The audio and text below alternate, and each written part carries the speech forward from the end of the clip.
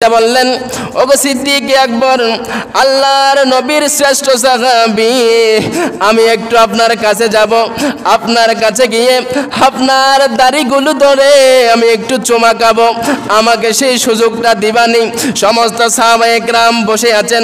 আল্লাহর নবী, দো জাহানের বাদশা নবী, কামলিওয়ালা নবী, উম্মতের দরদি নবী, হায়াতুন নবী, জিন্দা নবী, তারানেওয়ালা নবী, বাঁচানেওয়ালা নবীও উপস্থিত আছেন। এই মুহূর্তের টাইমের মধ্যে ওই ব্যক্তিটা এসে সিদ্দিক আকবরকে জড়াইয়া ধরে ফেললেন, জড়াইয়া ধরে দাড়িগুলো ধরে চুমা খাইলেন।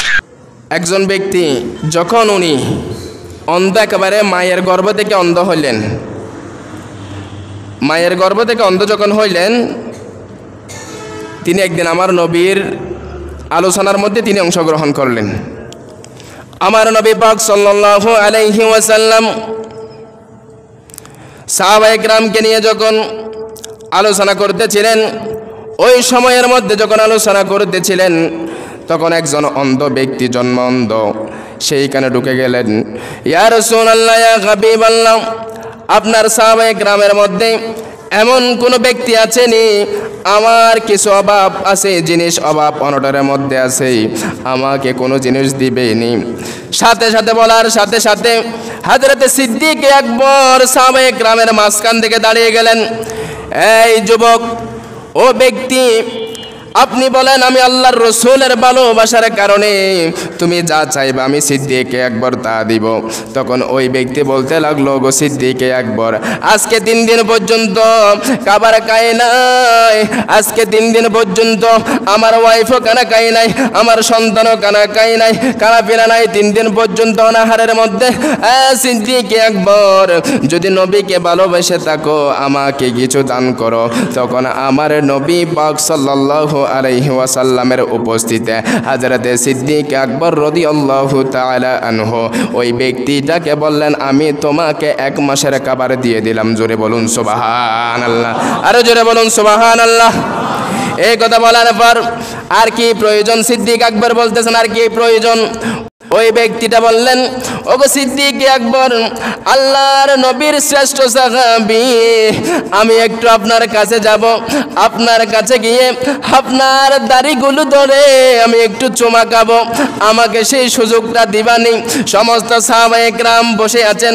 আল্লাহর নবী, দো জাহানের বাদশা নবী, কামলিওয়ালা নবী, উম্মতের দরদি নবী, হায়াতুন নবী, জিন্দা নবী, তারানেওয়ালা নবী, বাঁচানেওয়ালা নবীও উপস্থিত আছেন। এই মুহূর্তের টাইমের মধ্যে ওই ব্যক্তিটা এসে সিদ্দিক আকবরকে জড়াইয়া ধরে ফেললেন, জড়াইয়া ধরে দাড়িগুলো ধরে চুমা খাইলেন। চুমা খাওয়ার পর বলতেছেন, ওগো আল্লাহ,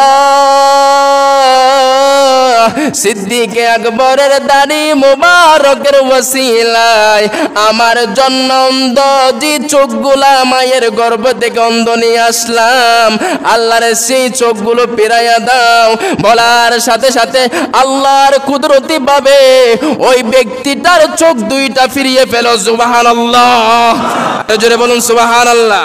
তখন আমার আল্লাহ তাআলা বলেন, লাউ আকসামা আলা কুল্লি আমা, ওই ব্যক্তিটা যদি সমস্ত মানুষের জন্য দোয়া করত, অন্ধ মানুষের জন্য দোয়া করত, আমি আল্লাহ পাক রব্বুল আলামিন সমস্ত মানুষের চোখগুলো ভালো করে দিতাম। শুধু তা নয়, একেবারে বেহুরমাতি শাইবাতিন আবি বকর সিদ্দিক রাদিয়াল্লাহু তাআলা আনহু লা রাদ্দাতু আলাইহি বিসাবরা ওয়া মা তারাকতু আলা ওয়াজহিল আরদ আমা। সিদ্দিক আকবরের ওসিলা নিয়ে, দাড়ির ওসিলা নিয়ে যদি সেই পৃথিবীর জমিনের যদি অন্ধ ব্যক্তির জন্য যদি দোয়া করত, পৃথিবীর জমিনের মধ্যে আমি আর কোনো অন্ধ ব্যক্তি রাখতাম না, সবাইকে চোখ ভালো করে দিতাম। জোরে বলুন সুবহানাল্লাহ, আরো জোরে বলুন সুবহানাল্লাহ। সেই সিদ্দিক আকবর রাদিয়াল্লাহু তাআলা আনহুর শানে আজকে মাহফিল করতেছেন, যার দাড়ি মোবারকের ওসিলায় অন্ধ ব্যক্তি মুহূর্তের মধ্যে দৃষ্টি ফিরে পায়। তিনি কেমন সিদ্দিক আকবর? তিনি আমার নবীর রওজা থেকে আমাদেরকে দেখতে পাচ্ছেন কিনা? আরো জোরে বলেন, পাচ্ছেন কিনা? কিন্তু আজকে যদি আপনারা যদি এখানে মানুষ এসেছেন, আমার যুবক বাইরে এসেছেন, যেই দুনিয়ার জমিনের মধ্যে আপনাদের কোন আমলটা কবুল হয় আপনারা জানেন না। হয়তো একদিন হাসরের ময়দানের মধ্যে আমাদের এই মাহফিলটা নাজাতের ওসিলা হয়ে যেতে পারে। জোরে বলুন সুবহানাল্লাহ, আরে জোরে বলুন সুবহানাল্লাহ।